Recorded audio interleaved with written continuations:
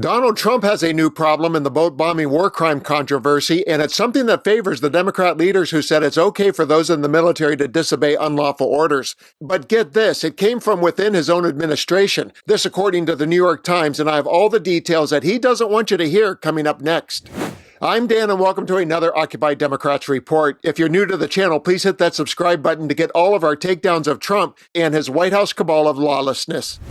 Let's begin this report with a new and concerning revelation with regards to the boat strike, as reported by Morning Joe with analysis from Senator Angus King. And then I'll share who in Trump's inner circle is now a problem over the issue. Joining us now, Independent Senator Angus King of Maine. He's a member of both the Armed Services and Intelligence Committees. The account we have so far, as described in The Atlantic especially, but showing that there is 40 minutes between the first strike and the second, and that these were unarmed two men with no radios, as far as the latest reporting shows, seeming to give a wave to the U.S. flying above of surrender. Is that second strike a war crime? Well, again, we don't have the facts yet. I haven't seen the video. There have been a very limited number of members of Congress, I think 7 or 8, who saw it. Does that account describe a war crime? That account does.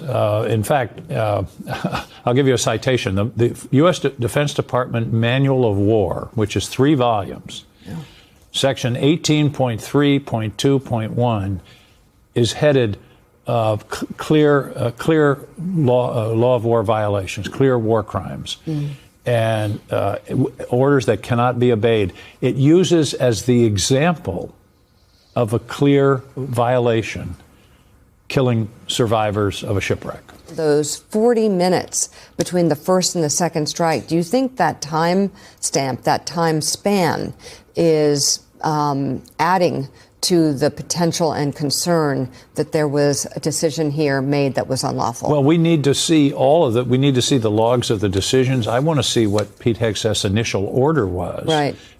But all that transpired in between.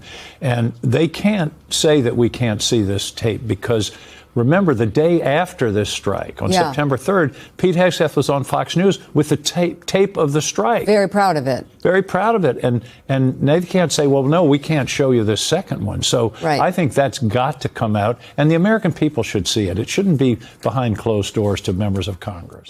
The senator puts a fine point on the war crime accusation that continues to haunt Trump and Hegseth. But wait, there's more. The New York Times is reporting that Trump's own attorney general has an opinion that throws gasoline on the fire burning under them. The Adam Liptak report begins with, must the military disobey unlawful orders? Pam Bondi has said yes. As a lawyer for a conservative think tank, Miss Bondi, now the Attorney General, filed a Supreme Court brief last year saying service members who followed such orders were committing crimes. When 6 Democratic lawmakers issued a video last month telling members of the military that they must refuse unlawful orders, President Trump said they had committed seditious behavior, punishable by death.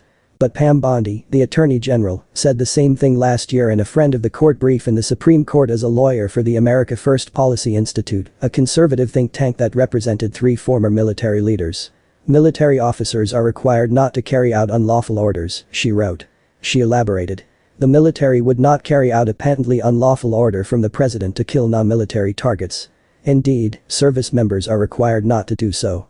The brief was filed in support of Mr. Trump, who was asking the Supreme Court to grant him immunity from prosecution on charges of trying to subvert the 2020 election.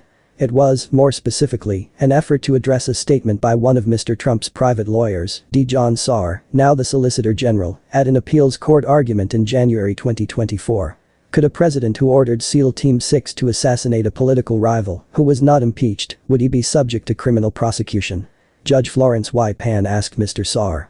Mr. Saar said no. That answer seemed to hurt his case, and Ms. Bondi tried to limit its blast radius in her brief by saying that the hypothetical was unrealistic because military officers would never comply with such an order. A president cannot order an elite military unit to kill a political rival, and the members of the military are required not to carry out such an unlawful order, she wrote.